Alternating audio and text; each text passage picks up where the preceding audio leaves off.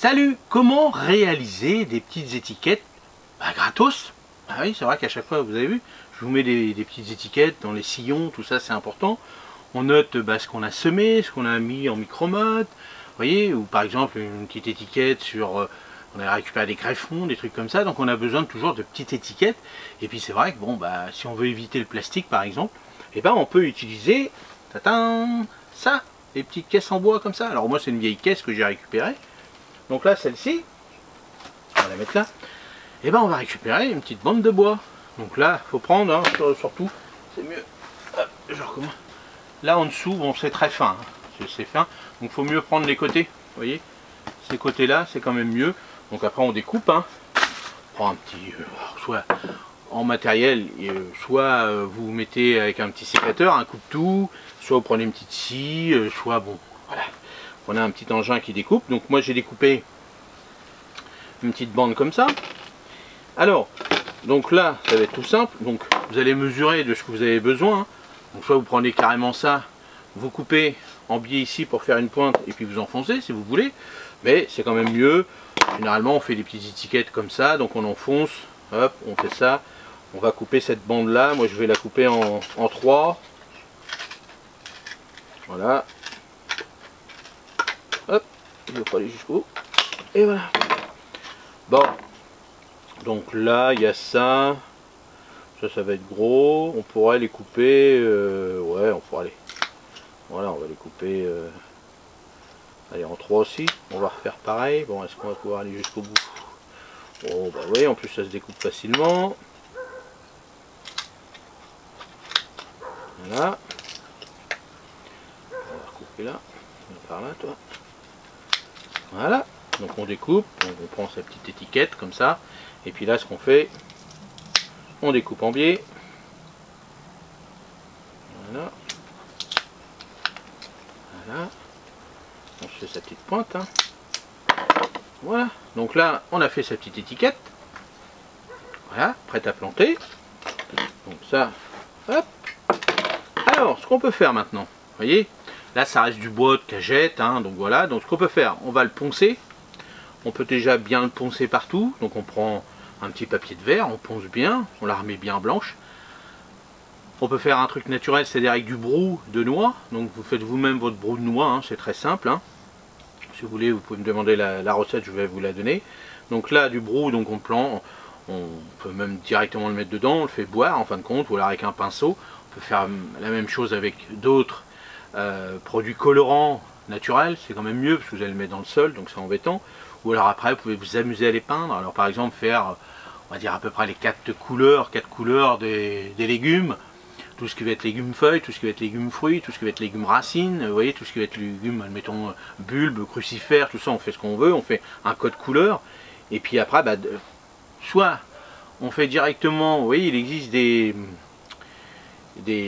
petits systèmes qui brûlent un peu le bois, ou là on fait nous-mêmes. Alors vous allez sur Amazon, ça vaut rien, hein, ça brûle un petit peu comme ça, vous faites vous-même. Donc là c'est le moment de le faire. En ce moment, l'hiver, vous faites votre petite préparation. Alors si vous faites ça, autant bien les préparer, c'est-à-dire pouvoir bien les garder, donc bien les protéger pour éviter que ça se garde. Faut que ça se garde au moins 1 an, que ça pourrisse pas, surtout la pointe. Donc là, vous gravez dessus carottes, salades, ce que vous allez faire et tout dessus, ou alors tout simplement après avec un petit crayon.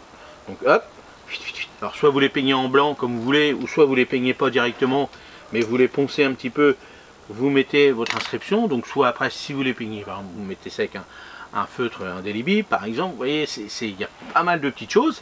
Mais l'avantage c'est que ça vous fait des belles petites étiquettes, c'est sympa. Alors après, bon, vous voyez, moi j'ai découpé là, vous pouvez les poncer un petit peu, je fais bien droite, bien propre, bien nette. Et déjà, une petite étiquette épaisse comme ça, je pense que ça va vous faire plus de 2 ans. Donc après, vous faites comme vous voulez. Après, vous pouvez faire en rond, vous pouvez découper plus long. Vous voyez, vous pouvez vous amuser à faire un rond ici avec une petite scie circulaire. Vous faites, voilà, vous faites pas mal de petites choses avec ce genre de récupération. Donc c'est ça l'avantage, c'est que c'est gratos, c'est écologique, c'est économique. Donc, et ça, vous pouvez faire ça avec les enfants. Faites-le, c'est l'hiver. Vous faites ça. Après Noël, si vous avez vos gamins ou vos petits-enfants à Noël, et ben vous dites tiens, allez, atelier, on va faire des petites étiquettes pour le jardin de papy ou le jardin papa, maman ou autre. Et comme ça, vous faites votre quantité d'étiquettes. Comme on aura déjà fait avant le mois de décembre, on aura déjà fait tout le calendrier, tout ce qu'on va faire, tout ce qu'on va planter, tout ce que je vais vous donner plein de conseils. Donc vous ferez votre petites étiquettes. Puis je peux vous dire que ça aura une autre gueule que les étiquettes. Bon, moi je mets des étiquettes comme ça pour vous montrer, mais sinon bon, d'habitude je mets mes étiquettes, moi c'est ça que j'ai. Vous voyez, là, j'en ai une là. Hop. Vous voyez, moi c'est ça. Bon, bah, ça reste du plastique. Moi, je suis un professionnel, donc automatiquement ça m'arrange. J'écris dessus directement, je gomme. Et puis voilà, bon, ça c'est le côté rapide, pratique. Mais vous, le petit côté joli dans votre jardin, moi je préfère ce système-là, dans le petit potager, d'avoir des petites étiquettes comme ça. Et surtout de les faire ensemble. Bah, si vous n'avez plus de gamins, si vous n'en voulez plus, si vous n'avez pas de petits-enfants, vous faites ça avec monsieur ou madame.